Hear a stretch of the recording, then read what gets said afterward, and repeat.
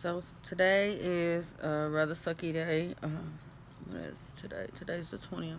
On the 18th, when I was about to go to bed, I started cramping really, really bad.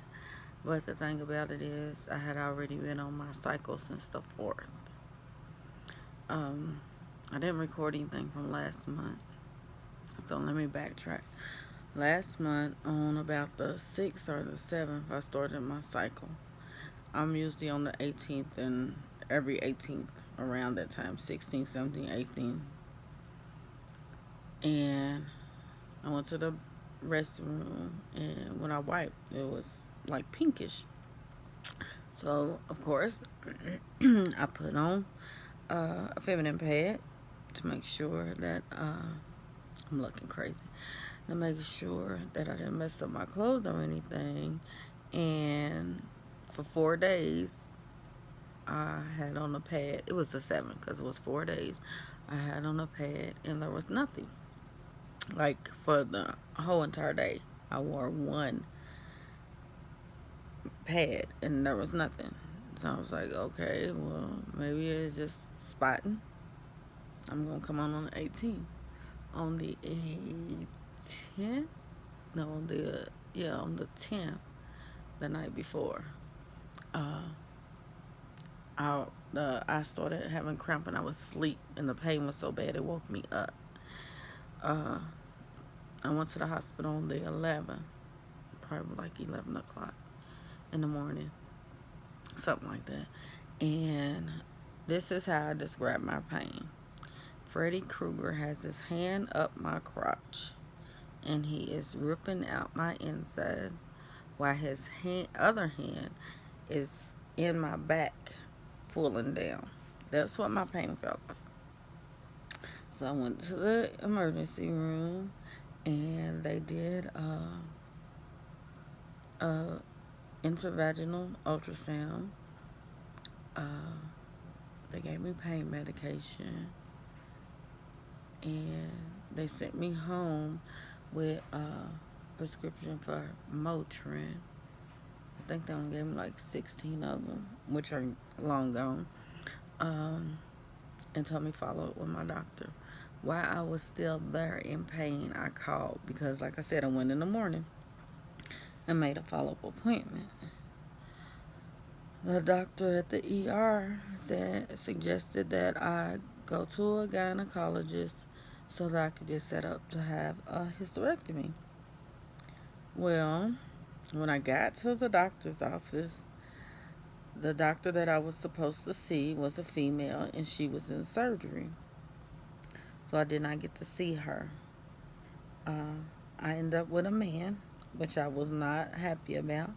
And he basically blew me off. He did not examine me.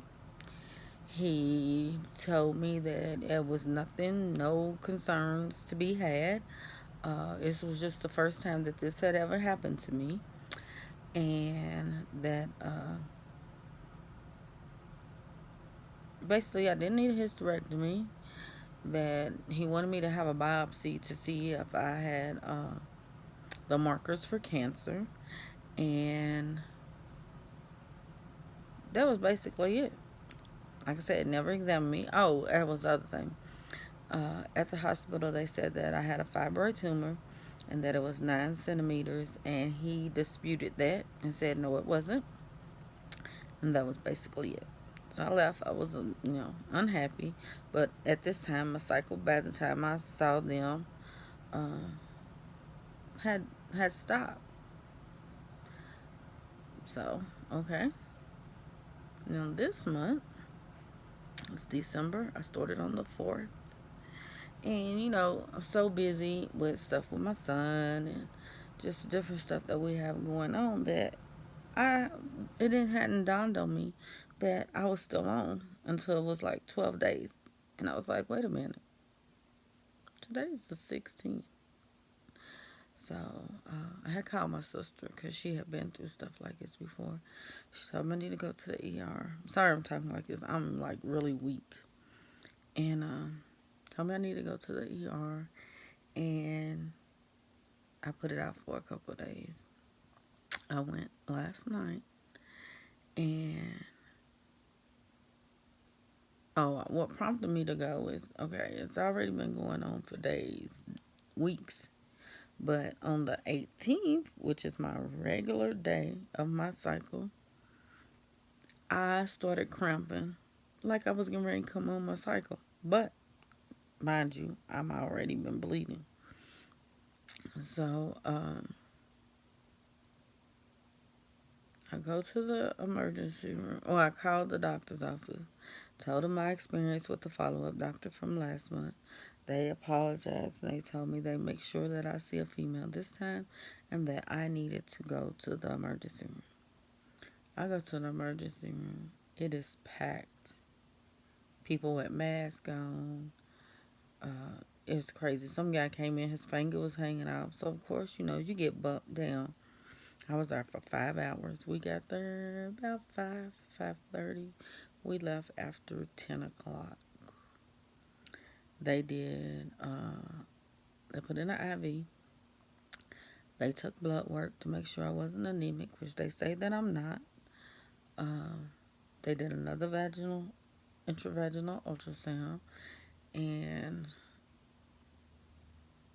it was painful because I'm hurting the same pain as I had last month. And she's having to do the ultrasound and press on my stomach. And to say I'm flooding the table. It's like running down. I could feel it when I got up the whole time. Well, then after she did all that, then I'm woozy, shaking. My hands were shaking and stuff. So they took me back to the room in a wheelchair. I get in the room. She tells me the nurse. She tells me press the button for the nurse.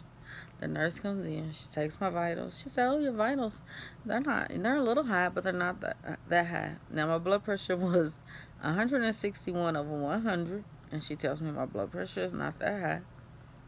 And I have high blood pressure, but I had taken my medicine for the day. My blood pressure with medicine usually like 120 over 70. Tells me my blood pressure isn't high. Then they proceed to, the doctor comes in.